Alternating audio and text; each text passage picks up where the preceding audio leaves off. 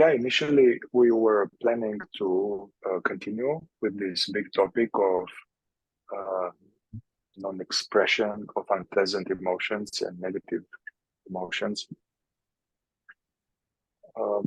Then, as actually I went through the last recording just yesterday, I realized that actually was very rich and very complete what we have said last time on the subject.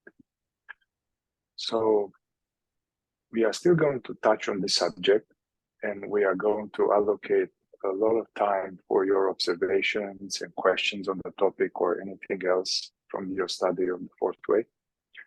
But we are going to go a little bit further today. We're going to start with tying this idea of negative emotions, unpleasant emotion, the non-expression, how it connects to other important ideas like unnecessary suffering, which is a fourth way term, unnecessary suffering, or imaginary suffering, or self-created suffering, as opposed to what is called real suffering. Gurdjieff was talking about that man is under two types of suffering. This first one is unnecessary imaginary suffering, self-created, which is optional, can be just with inner work, can be let go completely.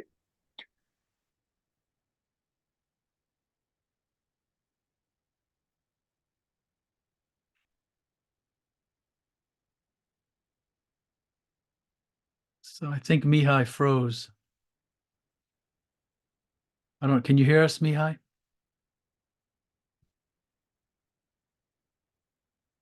So we'll just let him come back and reconnect.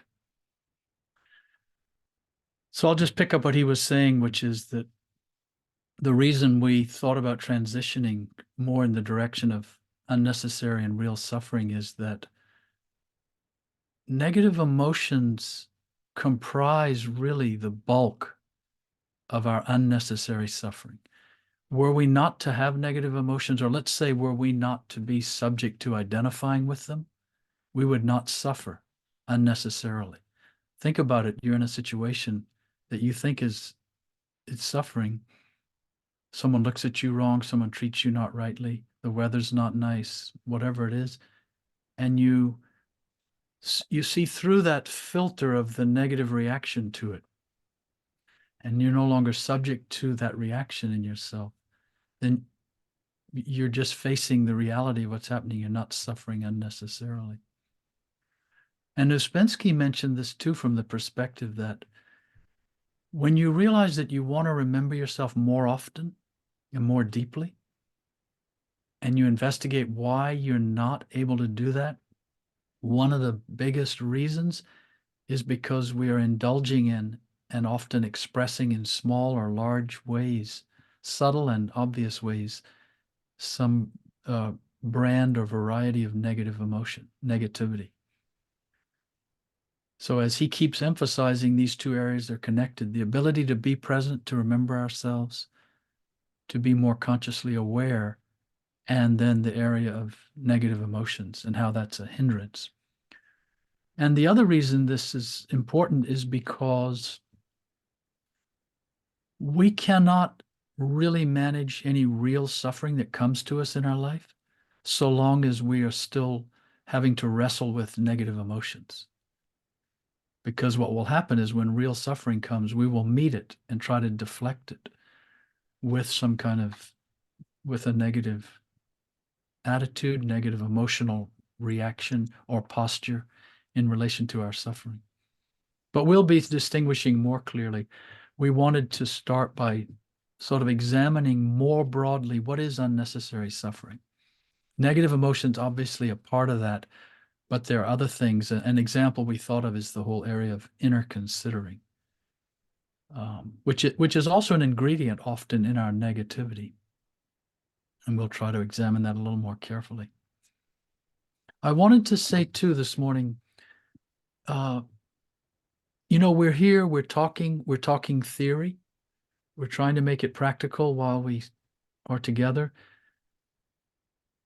But the beauty of the fourth way is you could say, in a sense, in the fourth way, unlike a lot of the other teachings, we don't practice, we don't train, we're not working for something tomorrow.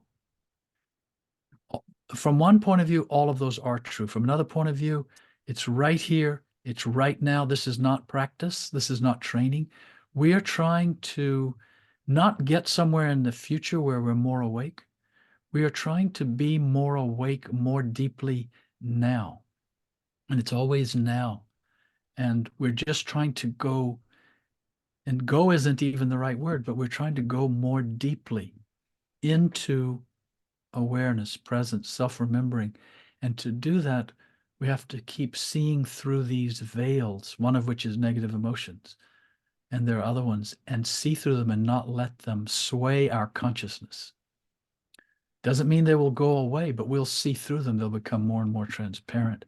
And this is the case with unnecessary suffering. But the fourth way, it's designed for daily life in the Western world, or in the modern world, we could say. We don't have to go on a retreat. The retreat is self-remembering. The retreat is presence now. And so there, from one point of view, there's no practice, there's no training, there's no retreat. It's wherever you are, whatever you're doing. That is the Play-Doh. That's the clay we're molding our presence out of. So Mihai, you came back. Welcome back. You froze up on us. Yeah. Do you want to speak a little bit more about what you were mentioning earlier in relation to unnecessary suffering? Yeah, there was a small glitch. That's why I made you host now too, just in case. Okay. Yeah, I was, I think last time before it glitched I was talking about that the real suffering is connected to sickness of the body, old age, death, loss of loved ones, loss of relationships, hardship, war, things that really affect our essence as a human being, which is like challenges. I mean, just even let's say lack of money, hard to put money on the table for the kids, or anyway, a lot of things like that. This is real suffering. And in the fourth way, the idea is that this is not a problem. This is not a mistake. If Gurdjieff was saying that if suffering didn't exist, it would need to be invented because we need it for fuel for the refinery to transmute this energy we have and add this additional energy to create our and to acquire or to activate our dormant real I, like the third state, self-consciousness and further. So, however, Gurdjieff was saying that our imaginary suffering or the unnecessary optional suffering is actually takes much more time than our real suffering. And he was saying that one of the hardest thing for people to give up is their imaginary self-created suffering. And also, a situation can have, give an example, let's say a situation can actually bring a shock, a real shock that will go through the ego, through the false personality into the essence, and there is suffering, but then it's embroidered and it lasts much longer. For instance, let's say losing a relationship or somebody dying, which is actually it's an innate grief, loss, the dismantling of the energetic connection and this like pain of loss and grief, which underneath is love for the person, and that we can't, no matter how awake we are and enlightened, we're not going to be free from it. That's part of the deal here. But this could be a few hours or a few weeks, limited in time. Real suffering is limited in time. But then the false personality now, with a lot of wrong attitudes, and we'll touch upon it later about this. What does it mean, wrong attitude towards suffering? It embroiders it more. So it's like, oh my God, how can I do? I'm not going to live without this person, and nobody will love me again. And then, so one can stew on a loss for 20 or 30 years, and my life is wasted and all of that. But becoming more practical, or coming back to our topic here, we can dismantle and diminish our unnecessary self-created suffering. In this way, we clear our emotional landscape from this garbage, basically self-created garbage or inherited garbage from society, from our parents' conditioning. Actually, I was in the plane and people were watching movies, and my partner was watching movie, and I would look at the screens, and it's all about reactivity, and everybody was stirred in the movie all the time. And I realized, oh my God, these movies are all about negative emotions, and everybody is juicing and identify with their negative emotion. It's dramatic, and I told my partner, and she was like, oh. And then I will keep looking at the screen, and again I will see somebody freaking out on the screen about something. Even there was a comedy, there was some kind of comedy or something, family life. So an example of this unnecessary suffering, to get more precise, is what we talked so far about this expression of irritation, expression of justice, entitlement, impatience, self-pity, self-deprecation, self-criticism, self-doubt, putting oneself down, beating oneself up, judging others, judging ourselves, resentment, all of this. And I just want to reiterate that it's not just anger flavor. There can be fear flavor, worrying, anxiety, worrying about kind of things that are not happening. All this media actually is just all time fear and terrible things that are happening. And if one is prone to this kind of resonating more with fear, then one can have a lot of fears all the time about, oh, this is going to happen. And then the crisis with the oil, and then the climate change, and then this and that, is all the time one would be fear passing through the system. So this is a clear example. Another example of this would be, I see often in clinical setting, this deficiency story, deficiency identity, which, to put it in fourth way terms, will be a self-belief, or to put it even better in fourth way terms, the imaginary picture of myself with which consciousness is identified with. The imaginary picture of myself, the me that I'm identified with, feels like it's not good enough, is unlovable, is not safe, all of these negative self-beliefs. I'm creating chaos, I'm a failure, I will never amount to anything. These are totally optional,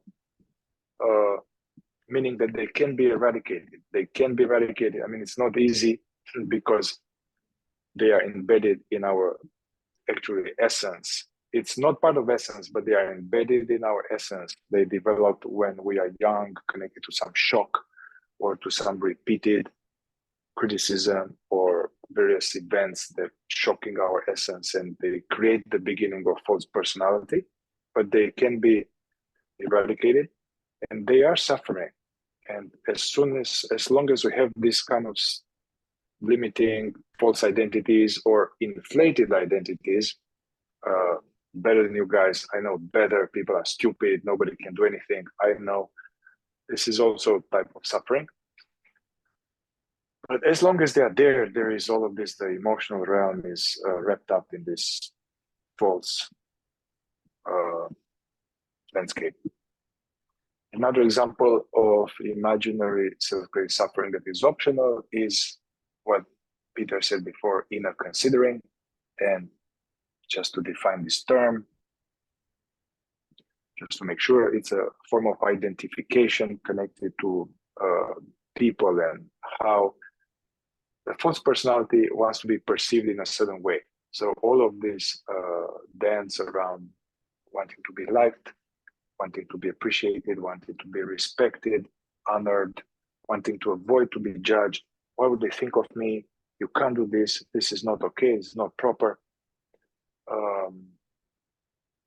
All of this. And this is actually very stressful, and it limits our ability to be yourself. What I mean by that, to be in essence, to be oneself, to be in essence. We can start with that. And it's like all these straitjackets, all kind of straitjackets that I can't do this, or they think of me, they will think that this, so I need to do that. And so this can be dismantled, let go gradually, and then one will be actually much more in essence and self-remembering, essence and the work, and one will be traveling lighter. And then we just need to deal with the actual real suffering, which will be much of a different nature. And actually, in the fourth way, the idea is that imaginary suffering cannot be transmuted. They say cannot be transmuted into higher centers, into more presence. Cannot be transmuted because it's imaginary. It can just be dropped. Real suffering, however, hardship, difficulties, things like that I mentioned before, this can be transmuted and can be used, but we cannot use the energy, the fuel of a real shock. We cannot if we are still full of imaginary suffering.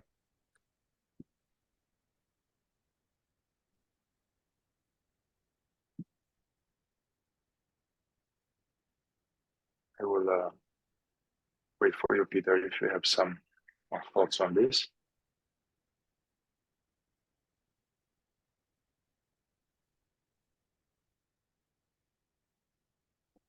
I was just observing a little unnecessary suffering in myself because I didn't have anything immediately to say. And I didn't prepare a script. So when Mihai said that, there was this moment of a kind of emotional tension, like this expectation. You're supposed to say something, or you're supposed to have something intelligent to say now, or something like this. And that's inner considering.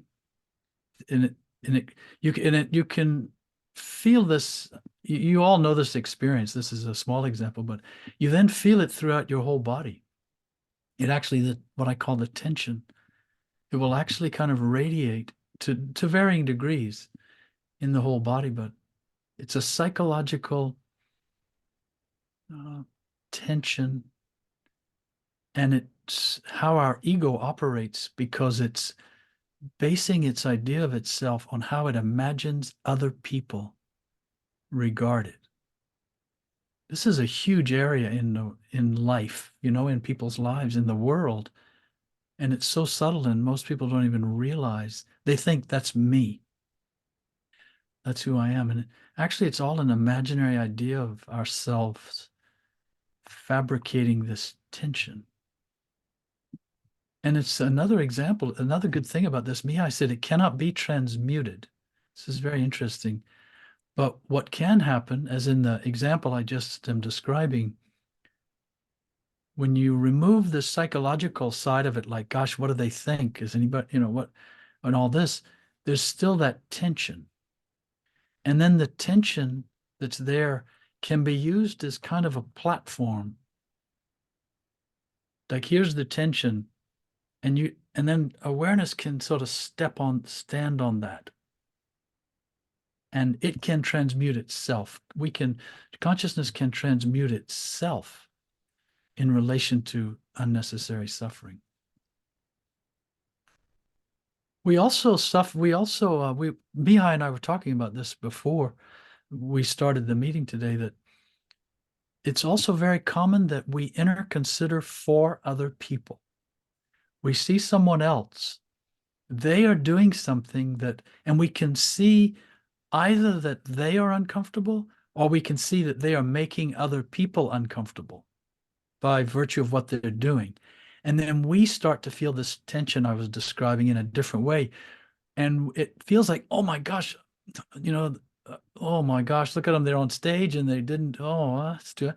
Whatever it is, or they are in public place and they're behaving in such a manner you can see it's irritating other people.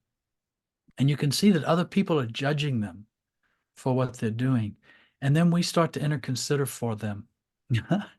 And but what's interesting is it's the inner considering is in us.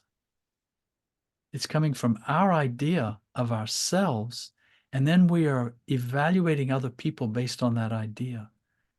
And then we feel we must now, it's not empathy at all. That's not empathy. It's imaginary. And we are actually suffering. We're suffering unnecessarily in those little moments. Yeah, this is where we project our own inner considering or with our partner. So because it's an extension of myself, or with our kids. Like often, I mean, sometimes with my partner, she's telling me, so, but you're not going to do this now, right? Or when sometimes I do some stretching, or I do some qigong, or I want to do some breath work in a public place, in the airplane. She's a little worried looking at me, and I'm like, are you really considering for me? So people don't really care, but she cares what other people think of me. They reflect on her. Or we can have with our kids the same, you know?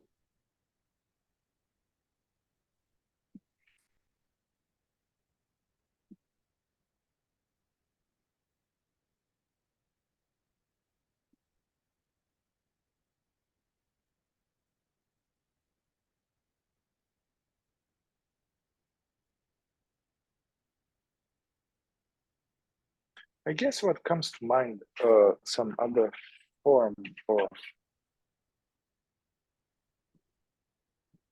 unnecessary suffering, self-created suffering, is some various patterns of meeting reality, which are patterns of and I like this term, the imaginary picture of myself.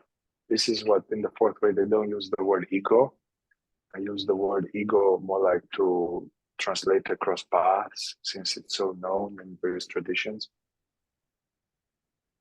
In other traditions, they use the separate self or the seemingly separate self.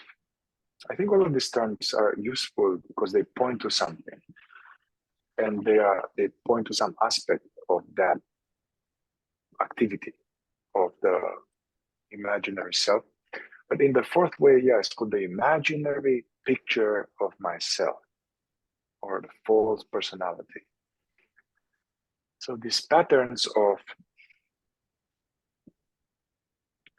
trying to control reality, actually trying to control other people, that they are in a certain way, or trying to control things so I feel safe.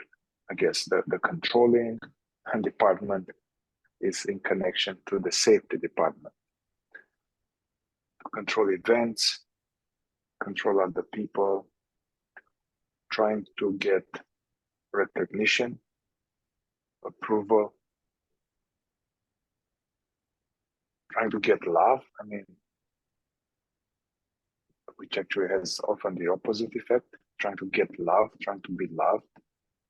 Now it's actually repelling sometimes. And trying to get security. One of my teachers I used to have, they would say that the separate self is like a three prongs, three tentacles that you can detect. It's trying to get recognition and approval, trying to control, and trying to have security.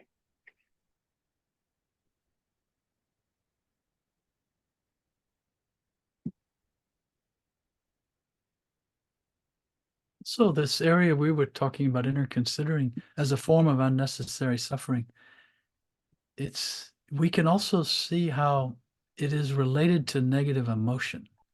An example would be if you have to speak in public, and let's say you walk out onto a stage or you have to step in front of a room of people, what happens, and this ties back to this idea that negative emotions originate in the instinctive center.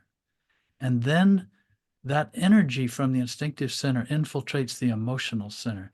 Now the emotional center picks up that vibration, you might say, and interpolates it and interprets it and transfers it to something emotional. So you step in front of the room, or you step in front of this virtual group, or you step onto a stage. What happens is the initial reaction comes from the instinctive center. Suddenly the instinctive center is exposed, and this creates tension in the instinctive center for most people. Now, some types of people love the spotlight. Instead of tension, they feel a boost, a lift, like now they don't say it to themselves, but they feel it. Now I'm the center of attention. Everybody's looking at me. And this is wonderful. But not everyone's like that. And what's interesting is if you analyze that enough, that's also inner considering, actually, because it's based on their imaginary idea of themselves in relation to other people. And they're identified with how other people perceive them. So that's actually also inner considering. But the example I'm trying to describe has to do with negative emotions, that the first reaction is in the instinctive center. It feels exposed. It's visible to other instinctive centers. And then very quickly thereafter, it becomes emotional fear or emotional caution. Some people can't speak, or some people start to fidget, or anyway, there's a number of things, but there's this connection. And this is why Uspensky and Gurdjieff mentioned that negative emotions are actually a compilation of negative imagination, identification, and very often inner considering. And this whole package makes for a lot of our unnecessary suffering. You can notice this even just, grocery stores are very interesting places to go because usually you don't know anybody, at least if it's not too small of a town. You go into a grocery store, everybody's there and everybody's anonymous and everybody's in their own little shopping sphere. No, it's a strange place. The grocery store is a strange place, especially a big or a department store. And yet you can find yourself inner considering. Because of what I just said, you're exposed instinctively. And then there can be this negative imagination, how you're being perceived, or the way you interact with the cashier when you do finally talk to someone in the grocery store. So these are all little areas to watch and notice and see these things going on. And most important, of course, to realize that we can be aware of all of this going on. And something that happens is the more we start to observe all these things, it becomes really interesting in its own right. And we can lose sight of the fact that what's the most powerful, most significant thing is something in us is seeing all of this. And that something is the seat of self-remembering, the seat of presence, of consciousness. So we always want to use all these tools, of which there are many in the fourth way, very specific, to keep turning the flashlight of self-observation back onto the light, the origin of this light, And this is how we drop the unnecessary suffering. When we realize we are seeing it, and that which is seeing it is not it. And then that's where the door to freedom, you might say, opens from unnecessary suffering. Now it's like a ostrich pulling its head out of the sand. Our presence, our awareness can pull itself out of the sand of inner considering or imaginary suffering or negativity.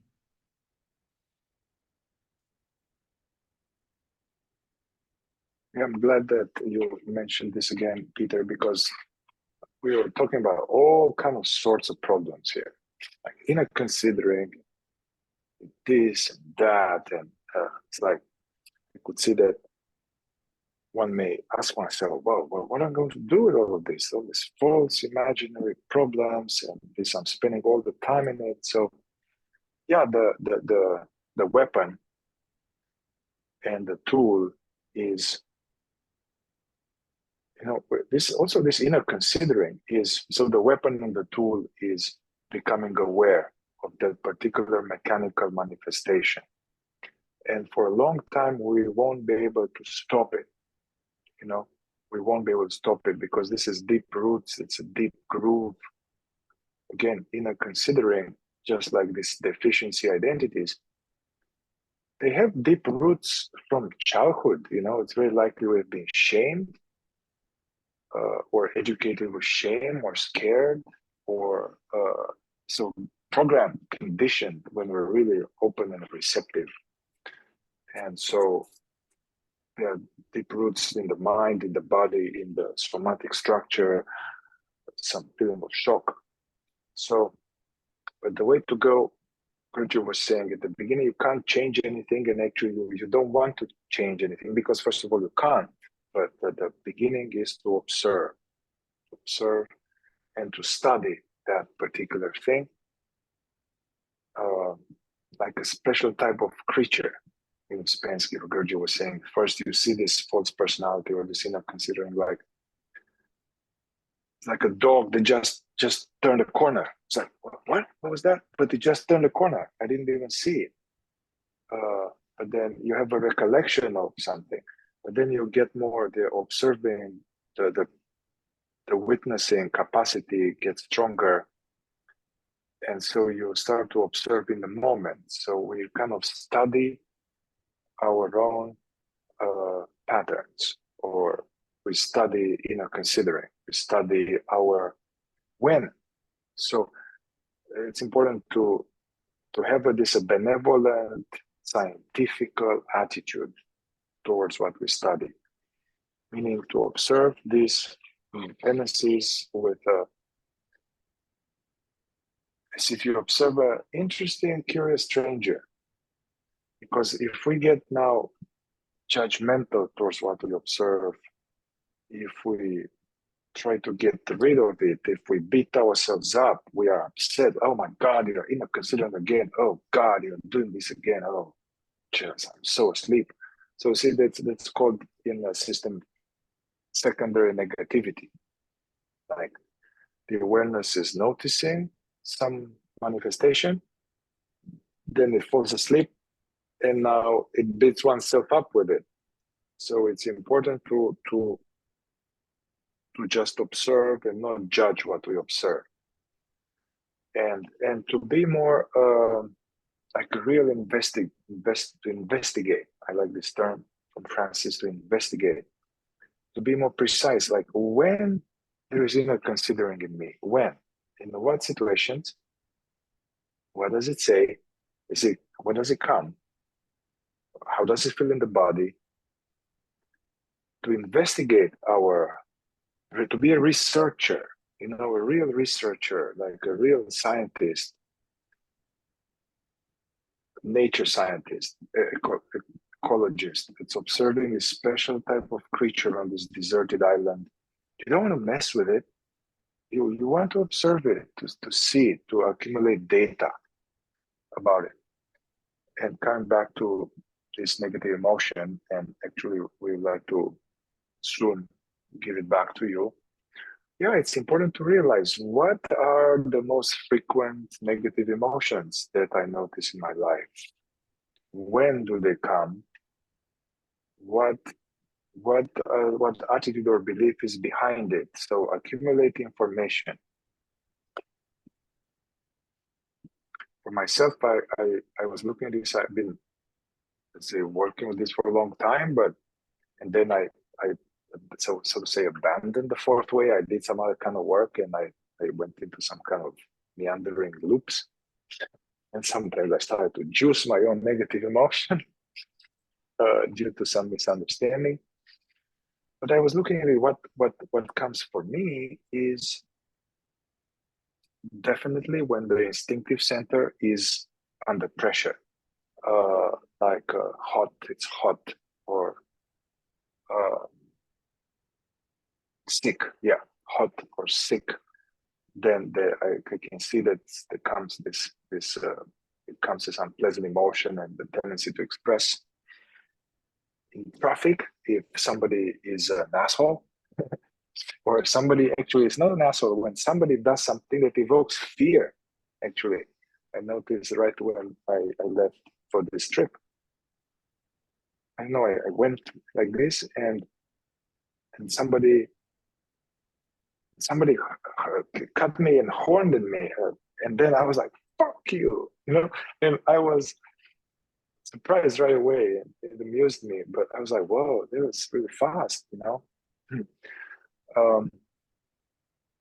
And I think that what I noticed, there's some permission, and now getting back onto this fourth way more lately, I can see this area when technology is not working. We have this the computer, the Wi-Fi, the printer. It's not working right away. There's like irritation, frustration, and then there's this permission somehow, and I'm expressing to my partner, and I'm really expressing out loud. So talking to a computer, or talking to the internet, and so that's what I see the most in myself. So it's good to be precise in research, and if you have, unless Peter has something else to say on this. I will just something what you just said, to play off of what you just said, Mihai, that instance in the traffic where you yelled back at the person vocally. This is just thinking about negative emotions and the idea of non-expression.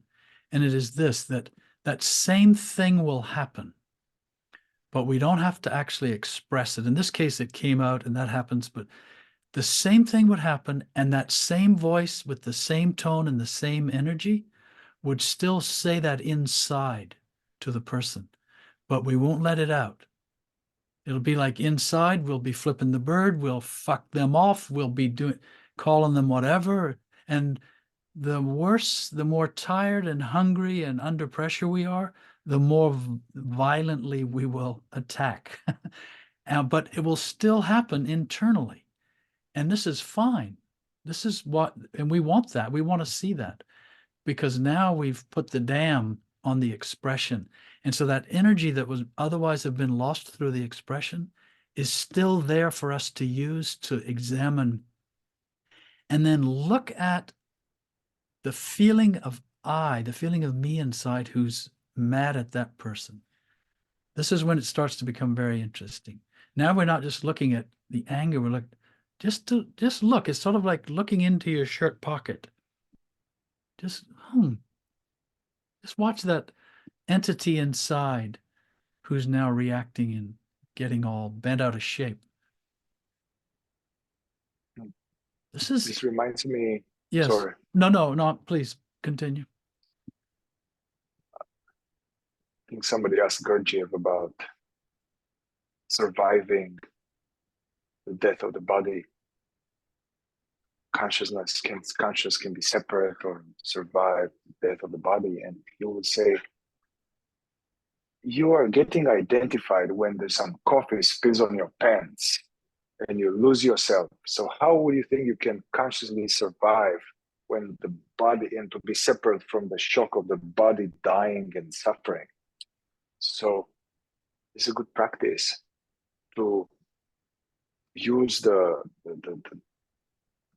heightened energy to surf these waves and ultimately have one's sense of oneself as the witnessing presence being separate. I mean, separate, not hooked into these things. And actually, as I was, going with my partner through airports and tired and heat and all of that, I could see that through this work of transforming negative emotion or non-expressing, actually, I'm giving less power to the world. I can see that I could see that, let's say, someone all the time irritated by this, the counter didn't say this, the cashier did this, and the plane and the luggage and the so much power give to the world to just take me by the nose and change my state. And it's like suffering, and it's unnecessary.